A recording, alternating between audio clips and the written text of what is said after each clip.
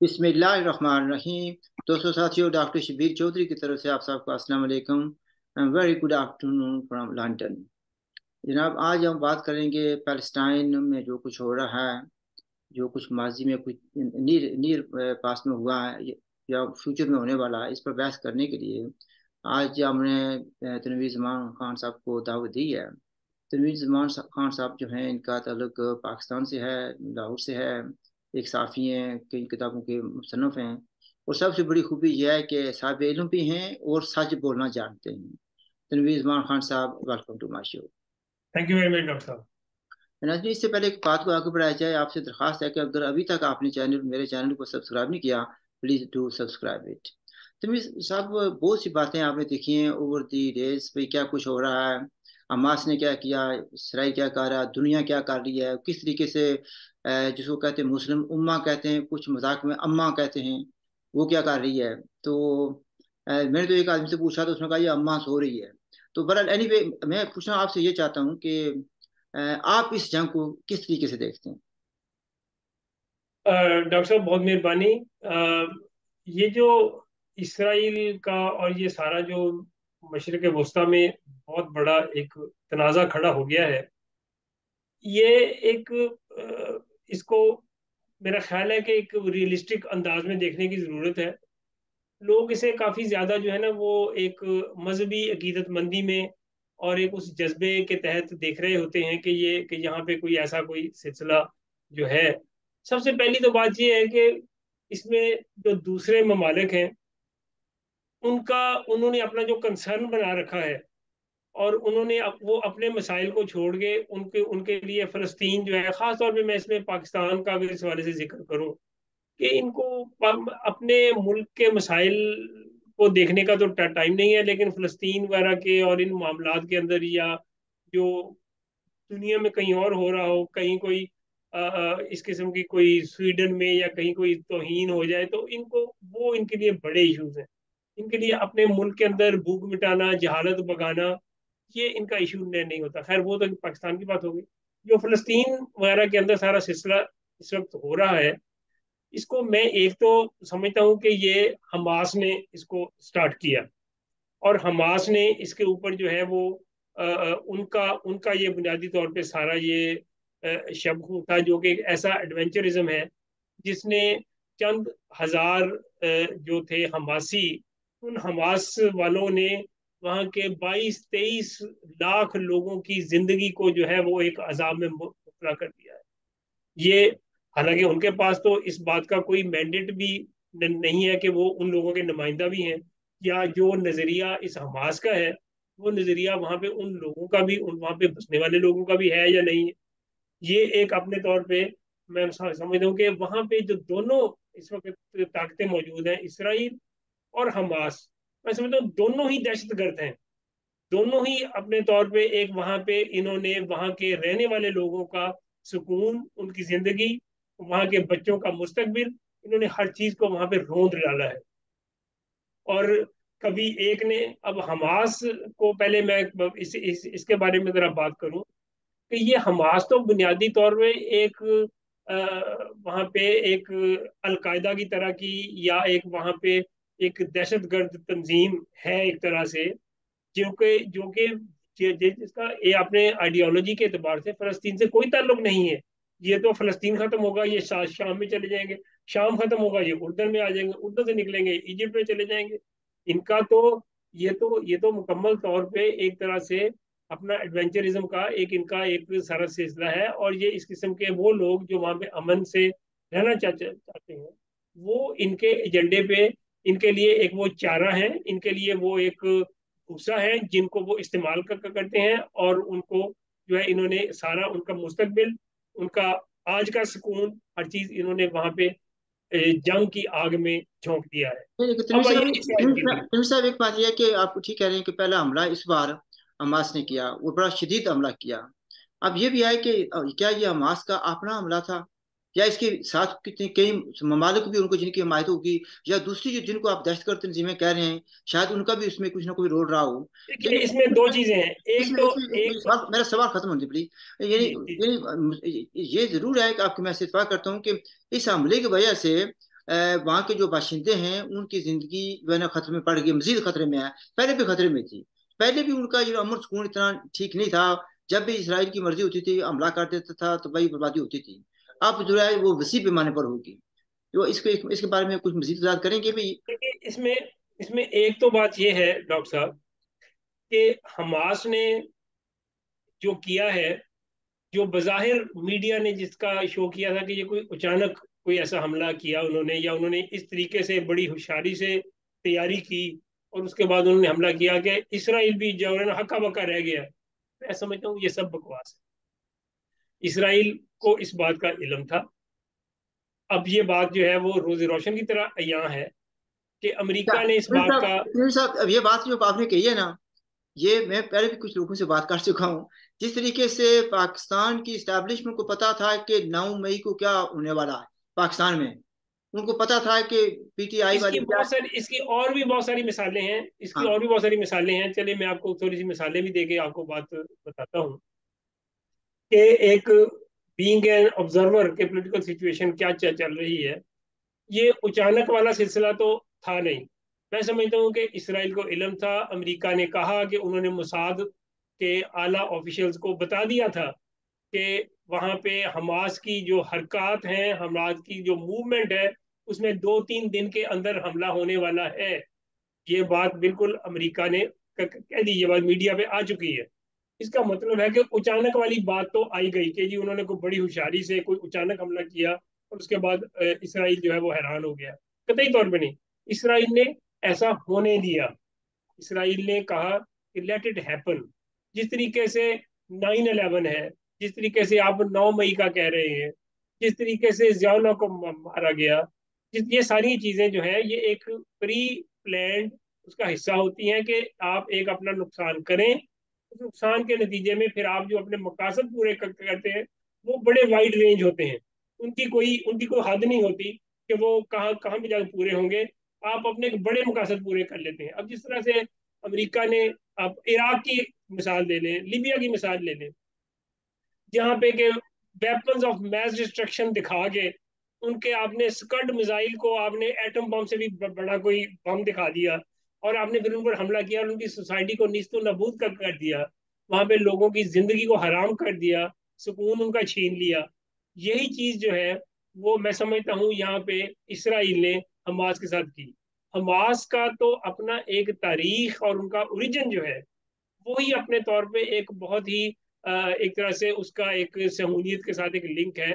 जब ये अखवानुल मुस्लिमीन से निकल के ये बनाई गई, उसके बाद ये एक मिलिटेंट ऑर्गेनाइजेशन जिसकी फंडिंग इसराइल कर रहा था। ये तो बात कई जगह पे रोज रोशन की तरह यहाँ है और बहुत से आला ऑफिशियल्स और उन्होंने बताई है।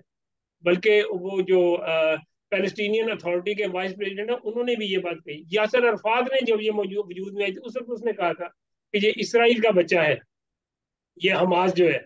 तो ये जो सारी एक इस ऑर्गेनाइजेशन का जो सारा एक बैकग्राउंड है, वो सारे का सारा एक पूरा जहादी और एक दाइश के साथ मिलता जुलता मुकम्मल उसी तरह का। क्योंकि दाइश और ये सारे उसी ऑर्गेनाइजेशन के स्प्लिंटर ग्रुप हैं। ये सारे के सारे दहशत गर्द हैं और इन्होंने तो मीर अपने साहब, लेट्स मकासद के नाउ लिए। लेट्स लेट्स लुक एट, जो आपने कहा कि इसराइल का जो एजेंडा था उसको इसकी आड़ में पूरा कर सकते हैं। Now let's look at the agenda. मसलन मेरे जहन में ये बात आती है क्या भाई, इससे एक तो ये होगा कि उस इसराइली को मौका मिलेगा वो अपने अहदाफ जो हैं with in Palestine and outside Palestine पूरे कर सकता है। क्या आपको विजन ये नजर आता है कि इस खिते में कुछ जोग्राफियाई तब्दीली आने वाली है? क्या चीज ये दोबारा बोलिएगा थोड़ा सा। Geographical changes in the region. Doctor साहब, इसके बारे में कोई अभी हतमी तौर पे नहीं कहा जा सकता कि वहां को जोग्राफियाई चेंजेस आएंगी। अब देखिए, अब आज ही उन्होंने ऐलान किया है कि जब उन्होंने ये गाजा की क्लींजिंग का काम उनका ऐलान किया है कि आज रात तक खाली कर दें। उसके बाद वहां पे कहा जा रहा है कि एक दफा अगर उन्होंने इसकी सारी क्लेंजिंग कर दी तो वो शायद उसके बाद इसको जो पैलेस्टीनियन अथॉरिटी है उसके हवाले किया जाए। ये एक बड़ी बात ये चल रही है वहां पे। दूसरा है कि उनका, क्योंकि अभी तक कोई और मुल्क जो है वो इसमें इन्वॉल्व नहीं हुआ उस तरीके से, यानी उनको इन्होंने उस जंग की लपेट में नहीं लिया, जिनमें के बहुत इम्कान है कि शाम को और ईरान को, इन दोनों को शायद इसकी लपेट में लिया जाए अगर ये बात आगे प्रोलॉन्ग होती है। अच्छा, यहाँ लेकिन पर फिलहाल देखिए तनवीर एक साहब, ये आपने बहुत इंपॉर्टेंट बात की। मेरा सवाल था आपके लिए, भाई क्या ये जो आग लगी हुई है पैलेस्टाइन में, जिसकी इब्तिदा वहां से हुई है, क्या ये ईरान तक और पाकिस्तान के बॉर्डर तक पहुंच सकती है? मैंने मैंने वही अर्ज किया ना कि ये देखिए, इसकी तवालत के ऊपर इन्हिसार है इसका। इस वक्त इसराइल जो है, उसको अपने भी मसाइल हैं बहुत सारे। इसराइल को अपने अंदर से काफी मुखालफत का सामना है। नेतन्याहू एक पॉपुलर लीडर नहीं है, इसलिए वो जो जो पहले की तरह वो जो एक मनमानी किया करता था, अब वो मनमानी करने के काबिल नहीं है। उसको अपनी मुल्क के अंदर से, इसराइल के अंदर से उसकी दूसरी पार्टियां जो है उसकी शदीद मुखालिफ है। और इसराइल के अंदर भी एक एंटी जायनिस्ट लॉबी बड़ी स्ट्रांग है, जो कि इनके इनके इन तमाम इकदाम के खिलाफ बोलती है और वहां से आवाज आती है हमें। तो ये एक उस हवाले से इस वक्त हो के इसराइल ने अपने 3 लाख के रिजर्व भी इस वक्त गाजा के इर्द गिर्द उनको घेरे में शामिल कर लिया है। वो सारों ने घेरा डाल लिया है। इस किस्म की सूरत तो वहां पैदा हुई है। लेकिन ये डिपेंड करता है कि अगर उनकी ये क्लेंजिंग जो 2-3 दिन में हो जाती है, क्योंकि आप देखिए, अगर वहां से ये 2 मिलियन लोगों को गाजा से धकेल के नॉर्थ से वहां पे साउथ में धकेल देते हैं, तो एक वहां पे एक ह्यूमैनिटेरियन क्राइसिस पैदा हो जाएगा। खुराक का, सेहत का, लोगों के रहन सहन का, समाजी इश्यूज, वहां पे बहुत कुछ आ जाएगा। तो ये सारे का सारा जो सिलसिला है, ये एक अपने तौर पे एक पूरा तवज्जो तलब इशू है। तो ये कैसे इसको इसराइल संभाल से सकेगा? इसराइल के लिए इस वक्त इस खुली जंग में, कहीं गाजा के अंदर तो वो अपने मर्जी की हुकूमत बना के वहां पे अपना रसूख बढ़ा लेंगे, क्योंकि अब हमास के वहां पे ठहरने का, टिकने का मुझे कोई इम्कान दिखाई नहीं देता कि हमास जो है वो वहां पे अपने इक़्तिदार को चला सकेगी या वो गाजा के अंदर बच सकेगी। उन्हें वहां से भागना पड़ेगा, या मारे जाएंगे या भाग जाएंगे या खामोश हो जाएंगे, गायब हो जाएंगे, डिसअपियर हो जाएंगे। तो लेकिन वहां पे अब उनका दोबारा से वापस आना और इसराइल के खिलाफ दोबारा से एक रीयूनाइट करके दोबारा से कोई बनाना, वो उनके लिए मुमकिन नहीं रहा।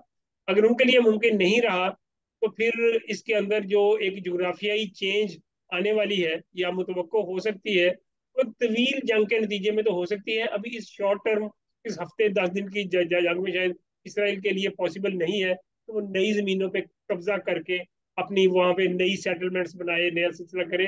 गो के उनका इरादा यही होगा, अच्छा। लेकिन शायद मुझे अभी अच्छा, हफ्ते 10 दिन में पॉसिबल नहीं लगता। पहली बात तो यह है कि मेरी अपनी ये जो राय है उसमें यह है कि ये जंग तवील जंग होगी, ठीक है जी, मेरी अपनी राय है, आई कुड बी रॉन्ग। लेकिन एक बात मैं ये कहना चाहूंगा कि आपने ह्यूमन राइट्स क्राइसिस का कहा, yes I totally agree with you. One of the biggest human rights crisis जो वहां पर होंगे। और इस वक्त ये भी है, आपने देखा होगा कि आजकल मुसलमानों का जज्बा जहाद बहुत हाई लेवल पर है।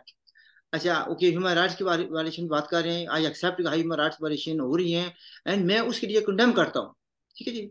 इसराइल को भी कंडेम करता हूँ, जिन्होंने अगर फिलिस्तीनियों ने की है उनको भी कंडेम करता हूँ। लेकिन मेरा सवाल ये आता है, मासूमाना सा सवाल है, क्या चाइना वाले ह्यूमन राइट्स वायलेशन नहीं कर रहे मुसलमानों के खिलाफ?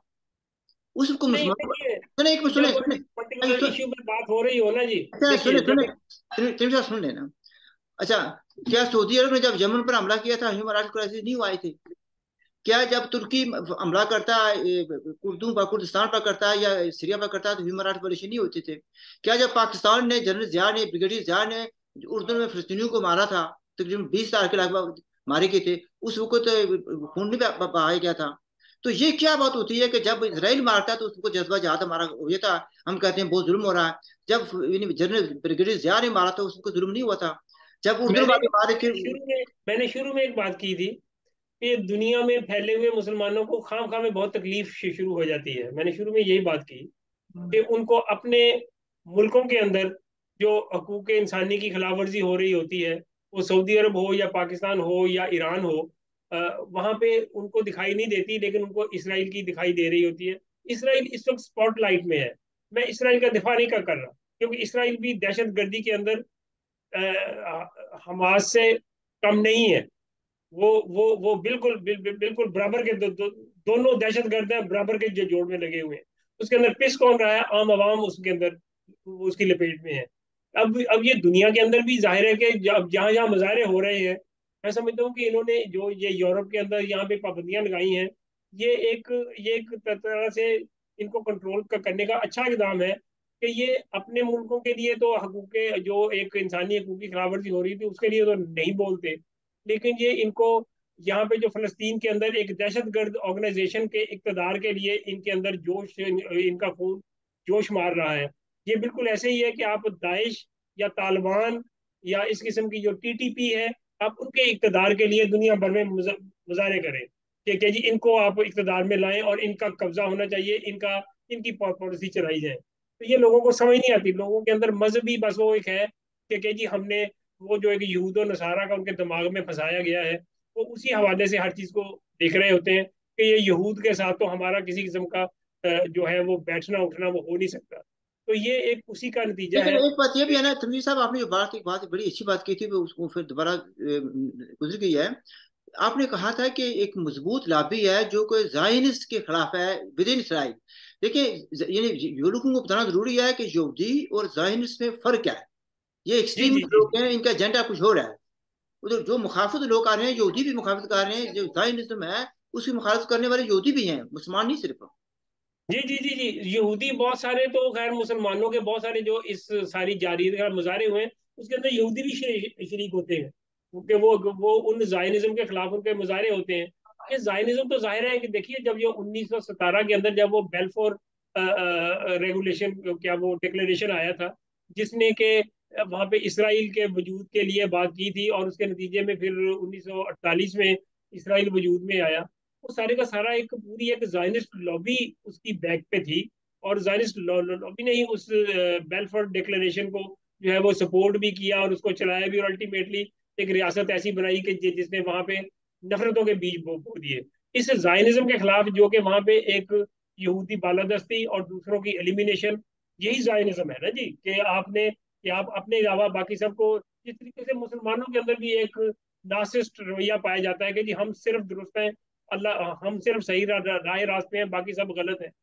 जायनिज्म भी इसी तरह का है, इसके अंदर एक सियासी अंतर साजी है कि ये अपनी एक्सपेंशन पे अमली तौर पे एक जारियत के साथ फैलाव के लिए वहां पे इनका यकीन है। यही जायनिज्म है। इसके खिलाफ यहूदी, बहुत सारे अमन पसंद यहूदी जो है वो इसके खिलाफ है, और इसके लिए इसराइल के अंदर भी मुजाहरे होते हैं और यूरोप के अंदर भी होते हैं। और जितनी यहूदियों की तादाद है वो अपनी तादाद के हवाले से उन्होंने इस बात का इजहार जगह जगह पे किया है। इन मुसलमानों को यह भी देखना चाहिए कि जायनिज्म की मुखाफत में यहूदी भी हमारे साथ हैं। ठीक है जी। अच्छा, आगे बात ये आती है फिर कमिंग बैक टू हमास। भाई, जिस तरीके से उन्होंने कहा है कि आप लोग बाहर निकल जाएं, और वो जाहिर है कि हमास को उसका खत्म करना चाहेंगे, उसको टोटली खत्म करना चाहेंगे, इरेडिकेट करेंगे उसको जी, टर्मिनेट करेंगे, जो भी आप लफ्ज़ इस्तेमाल करें। अब सवाल ये पैदा होता है कि क्या हमास या इसकी लीडरशिप को खत्म करने के बाद क्या लीडरशिप अब भी वहां पर मौजूद है? सवाल ये भी आता है। ये भी है कि इतना कहते हैं कि सुरंगों का वहां पर जाल बिछा हुआ है, तो क्या पता वो वहां से किसी जगह आगे पीछे भी चले गए हूँ। लेकिन क्या ये उसके अगर फर्ज किया इसको हमास को खत्म कर दिया जाता है, यू थिंक माने पीस आ जाएगा यहाँ पर? देखिए, जब आप किसी दहशतगर्द तंजीम का खात्मा होता है, अगर पाकिस्तान में दहशत गर्दी को रोका गया फौजी ऑपरेशन के जरिए, जरब अजब और फलाने फलाने के जरिए, जब अब दहशत गर्दी का खात्मा होता है तो लोगों को रिलीफ तो मिलता है। अब मुल्क के अंदर हुक्मरान क्लास के पास कोई अवाम की वेलफेयर तरक्की के लिए कोई ऐसा वाजे प्रोग्राम, कोई नारा, कोई ऐसा एजेंडा, कोई इस्लाहात का प्लान वो है कि नहीं है, वो एक सेपरेट इशू है। इसी तरह से अगर वहां पे ये खत्म होते हैं, ये जो दाइश का नुमा ये जो हमास है, अगर ये खत्म होती है, ये एक अच्छा सा साइन है। इसके नतीजे में अगर वहां पे पैलेस्टीनियन अथॉरिटी के हवाले होते हैं, पैलेस्टीनियन अथॉरिटी जो है वो तो ज्यादा एक तरह से यासर अरफात के आइडियोलॉजीज के करीब है, और वो एक वहां पे पैलेस्टाइन के अंदर अगर एक सेकुलर डेमोक्रेटिक सेटअप बनाते हैं तो यकीनन एक बेहतरी की तरफ पेश रफ्त है। वरना ये जो गाजा के अंदर इस वक्त ये हमास ने जो कुछ बना रखा था, ये तो एक मतलब है कि आप इसको क्या कहें, एक उन्होंने एक छोटा सा एक अपना एक डेरा बनाया हुआ है जहाँ पे 2.5 मिलियन लोगों को जरमाल किया हुआ है। और वो उनके हर तरह के फ्यूचर के साथ खेल रहे हैं। ये जो हमला है, ये उसी 22 लाख 23 लाख लोगों के फ्यूचर के साथ खेलने के बराबर। लेकिन उसमें देखिए उसने फर्क किया। हमास को वो कहते हैं कि हमने रेडिकेट कर दिया, तबाह बर्बाद कर दिया। किसी नए नाम से वो इमर्ज हो सकते हैं, क्योंकि उनके ये भी आपको पता है कि उनके बहुत से, जिनको हम कहते हैं कि इन्वर्टेड कोमा दहशतगर्द तंजीमें मौजूद हैं, उनके साथ ही उनके बड़े गहरे रवाबत हैं। और कुछ ममालिक की भी उनको बड़ी वाजह हिमायत हासिल है। और जी उनको तो इसराइल की हमायत हासिल है, वो तो इसराइल की उनको हमायत हासिल है। इसराइल भी उनको खत्म नहीं करना चाहता, क्योंकि ये जो इंतहा पसंद लोग हैं, ये पूरे सरमायादाराना निज़ाम के एजेंट हैं। और ये सरमायादाराना निज़ाम चाहता है कि ये लोग बरकरार रहें।